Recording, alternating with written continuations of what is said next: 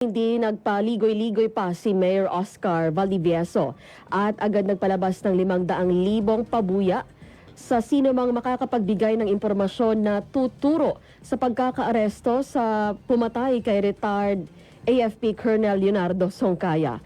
Sa kanyang opisyal na pahayag, mariing kinondena ng alkalde ang karumaldumal na krimen at tiniyak na hindi titigil ang pamahalaan hanggat hindi nabibigay ng hustisya ang biktima. Ang hakbang na ito ay bunsod ng ambush tanghali kahapon na ikinasawi ng retiradong opisyal sa loob ng kanyang sasakyan. Dahil sa tindi ng tama sa iba't ibang bahagi ng kanyang katawan, hindi na nagawang makahingi ng saklolo si Songcaya na agad nalagutan ng hininga sa crime scene. Sa ngayon, inilaang pabuya ni Mayor Valdivieso ay inaasahang magsisilbing mitsa upang magsalita ang mga nakasaksi at mabulabog ang pinagtataguan ng mga suspect. Nananawagan naman ang lokal na pamahalaan sa publiko na huwag matakot at gamitin ang mga inilaang hotline upang makatulong sa ikakalutas ng kaso.